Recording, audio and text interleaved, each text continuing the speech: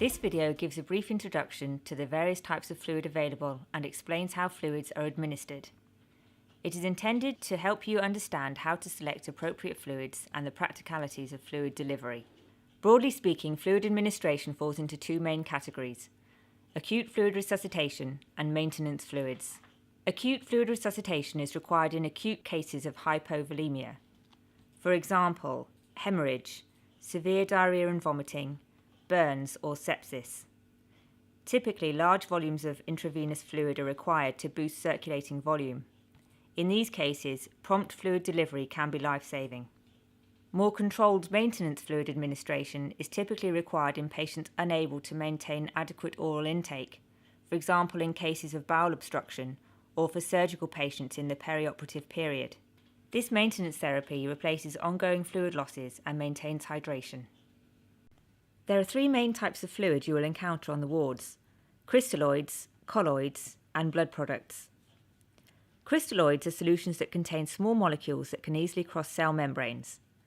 Examples are 0.9% sodium chloride, also known as normal saline, Hartmann's solution, and 5% glucose or dextrose. Normal saline contains 154 millimoles of sodium and 154 millimoles of chloride per litre. Bags of normal saline that contain potassium chloride are also available. They typically contain 20 or 40 millimoles in a 1 litre bag. Hartmann's solution contains 131 millimoles of sodium, 5 millimoles of potassium, 2 millimoles of calcium, 111 millimoles of chloride, and 29 millimoles of bicarbonate in the form of lactate. These are all per litre. Hartmann's solution is more closely related to the body's normal composition than normal saline.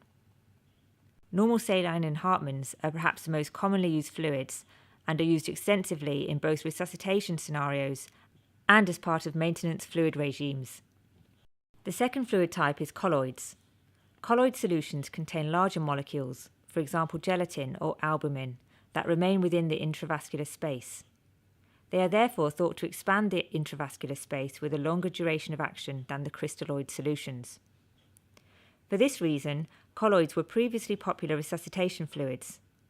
However, more recent evidence suggests that in practice they have no advantage over the crystalloids, and in fact colloids carry a small risk of anaphylactic reactions. In general, the use of colloids is decreasing in favour of crystalloids. Examples of colloids include isoplex and volplex. Both contain 4% modified fluid gelatin, sodium and chloride. Isoplex additionally contains potassium, magnesium and lactate in the proportions shown on screen. The final type of fluid is blood products, which include packed red cells, platelets, and fresh frozen plasma. These products need to be ordered from the transfusion lab, and their use and administration must follow local protocols. For the remainder of this video, we will focus purely on the administration of crystalloid and colloid solutions. We will now describe the practicalities of administering intravenous fluids. Fluids need to be prescribed on fluid charts. The date, fluid type, any additives, and the rate must be specified, and the prescription must be signed. Often the nursing staff will take care of fluid administration, but knowledge of the process is important in case you need to do it yourself. First, confirm your patient's identity, including name, date of birth, and hospital number, ensuring they match the prescription. Now ensure that your patient has a cannula of an appropriate size inserted. If you are planning on giving fast fluids, a large bore cannula will be needed. Flush the cannula to ensure it is working.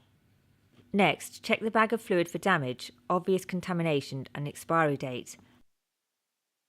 The tube used to connect the fluid bag to the patient is called a giving set.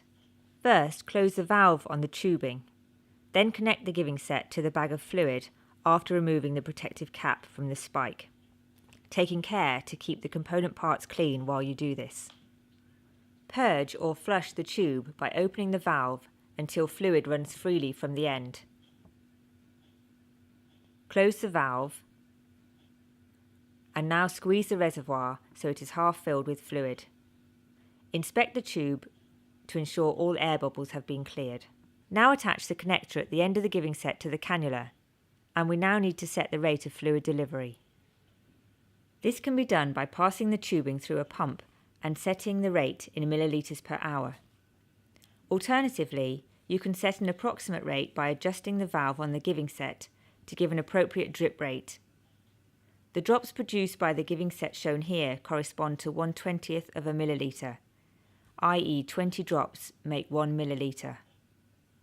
So in this case, a drip rate of 1 drop per second corresponds to 180 millilitres per hour, or a 1 litre bag delivered over about 5.5 hours.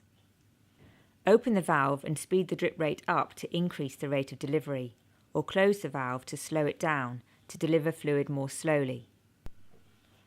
Note that the drops per mil can vary between giving sets, but it is usually labelled.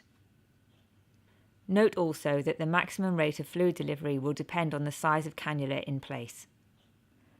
We will now discuss some generic principles to help guide you in choosing specific fluid delivery rates and types of fluid.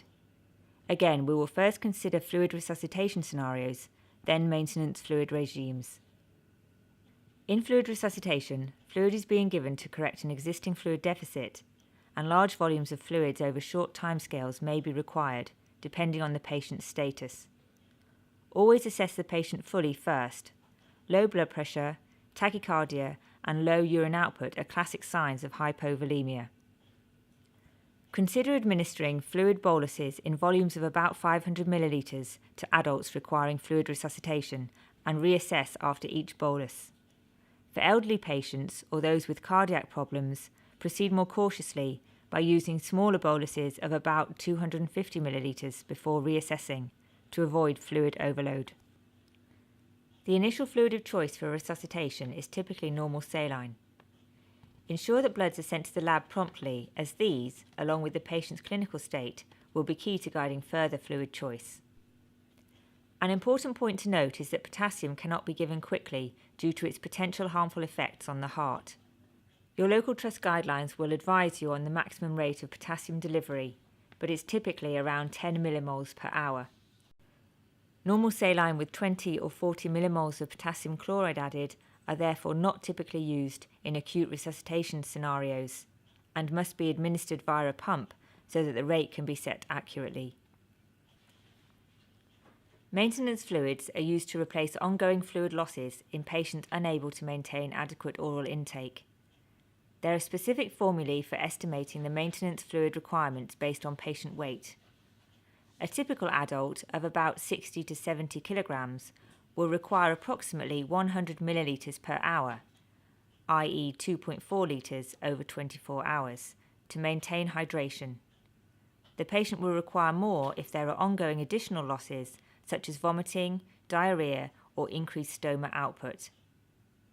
Throughout the period of intravenous fluid replacement, blood electrolytes should be regularly checked and the type of fluid administered varied accordingly. When planning the fluid regime, remember that adults require about 2 millimoles of sodium per kilogram and about 1 millimole of potassium per kilogram every 24 hours.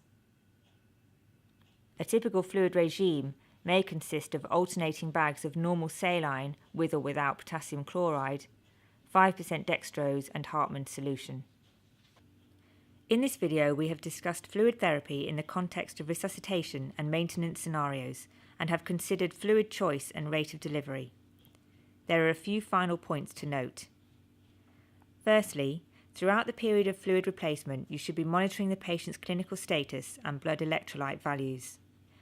Regularly review whether your patient continues to need intravenous fluids and stop them as soon as the patient is able to maintain adequate hydration enterally. Finally, this video focuses purely on adult fluid therapy. Pediatric patients require much stricter protocols which are not covered here. Always seek senior advice when prescribing fluids to children.